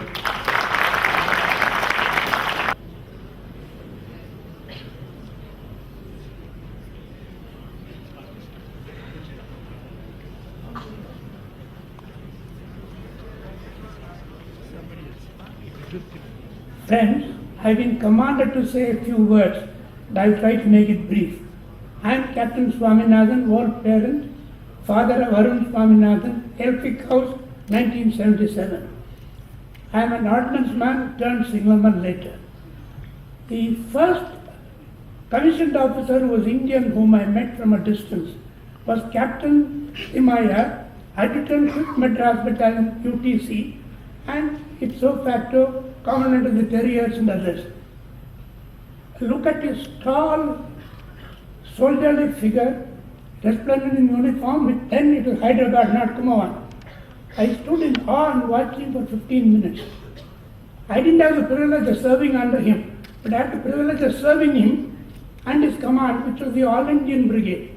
Under the British, an Indian brigade consisted of 2 Indian battalions, 1 British.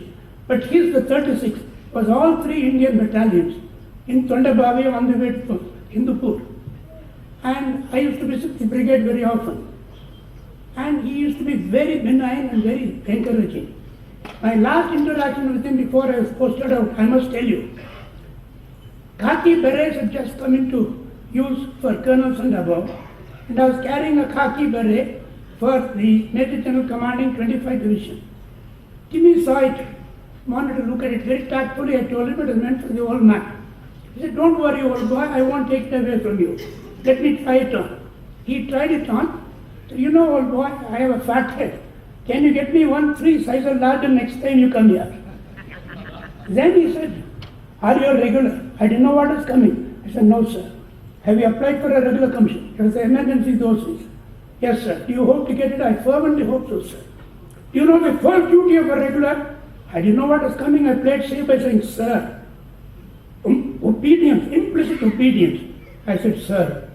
I'm going to give you a command, you will obey it implicitly. I said, sir. He gives me the beret and says, put some ants in it before you hand it over to the old man. And that was to me. Thank you.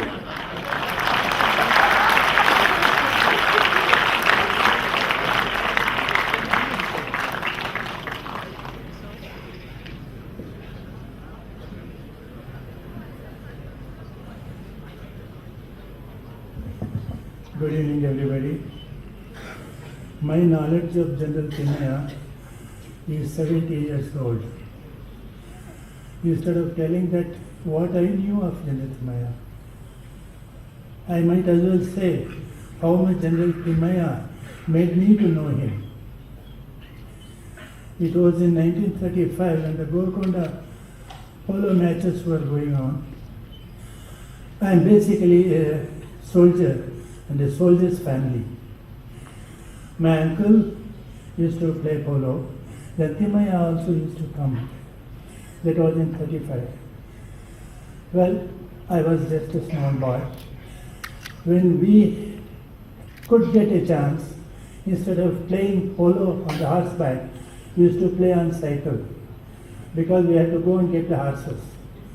We used to leave the cycles there, come back. Before the officers played polo, we used to have our turn. This is how we knew him. Later on, being in the Mysore Lancers, I joined the Mysore Infantry. Mysore Lancers and changed over to General Infantry. When I was in Mysore Infantry, I could see now and then General Thimayya coming to Mysore Lancers mess. And later on, when I happened to be a little out of my own way in studies, because studies did not interest me, General Thimayya took either pity or whatever it is, I won't know, a fatherly look at me and said, and he knew Kannada, not very much, but a little. Yako ingella vadati, army sera. And then Mrs. Maria was not there. Probably she was somewhere else, I think in France. And then I accepted. I said, when you can't do studies, join the army, you will succeed. I joined. When I went to the academy, it so happened, Brigadier Thimayya came and took over. Thank God. Instead of thanking God, I must say thank Thimayya.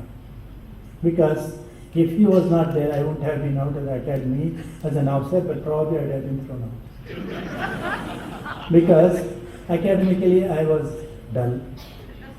Physically I was, because I had a tall figure and physically a robust villager.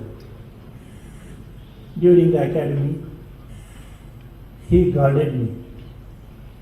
He took a lot of interest in all these humanitarian activities. He and his wife, they used to call me to the house, because they used to make a lot of toys for distribution to the children. That is how I came to know them. I ate more pudding and more dishes there than I ate in my mess.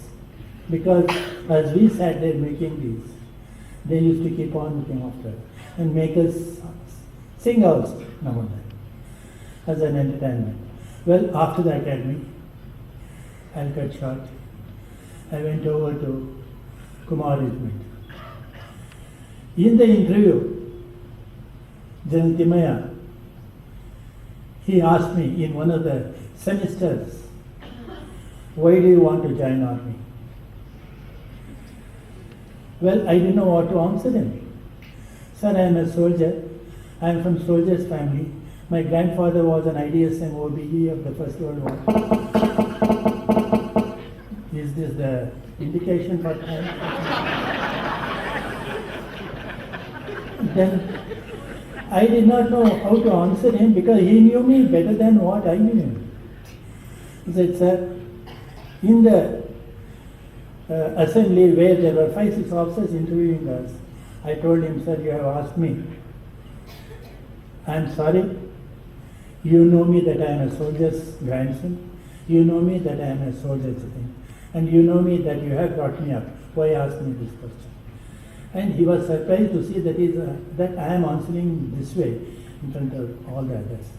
Anyway, this is after I joined the academy. After I passed out, I went to Kumar Regiment, his own regiment. And I did not know Kumar Regiment before that. It is in the Thimayya who made me there. Then when I went to J&K, it was in 50s. I had a great opportunity to see him now and then. Whenever I used to be in any problems, I used to go in civil dress to his house because we junior officers are not supposed to go to the senior officers in uniform. Otherwise there was a lot of protocol. Then it so happened, just before 62, he left the job on promotion and he went out of the army, he retired. And then General Raina took over, who happens to be another Commandant. And I remember him saying, look after this boy. He is naughty, he is the only soldier and nothing on the top. He is only good in his life. Well, this is how General Thimayya was. He was so fatherly. Looking at all the way, right through, that I have seen him. Yes, I do not know whether I should give him a place above my father or I must say that he is next to me. You decide.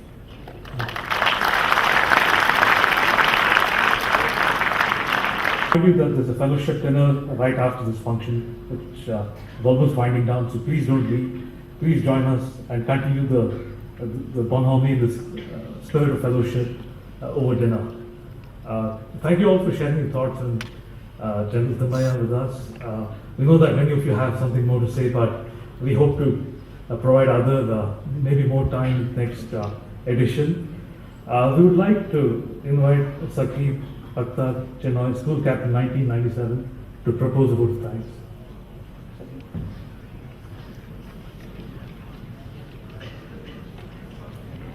Good evening, ladies and gentlemen. On behalf of the working committee of the second General Thimayya lecture, I would like to thank the principal and staff of Bishop Cotton Boys School. Colonel Ellis has spent some time with us, and during these meetings he invited us to come back to school. To us old boys, that's a fantastic gesture. We gladly accept it. Thank you very much, sir.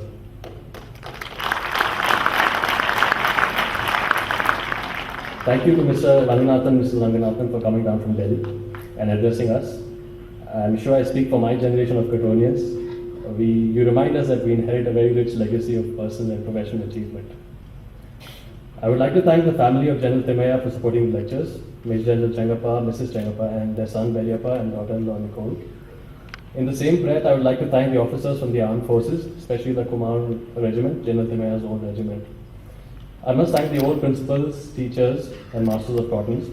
You mean a lot to us, and to most of us, you mean more than we can express. It is because of you that we identify with cottons, and you remain our strongest link to the school. Especially a thank you to the old boys who attended this lecture, and even more countless old boys who have written to us from all over the world supporting this lecture. I thank the members of the working committee for making time, coordinating their schedules to make this lecture happen. Aditya and Rohan have pretty much been the leading lights of this lecture series. Rohan could not join us today, but he's been actively involved with the planning of this lecture, setting up of the website, and thank you to him if he's listening. And to end, a special thank you to Aditya for hosting all our meetings at your residence. The wine flows as freely as the ideas. In the end, we actually got a lot of work done. Thank you all for attending. Thank you.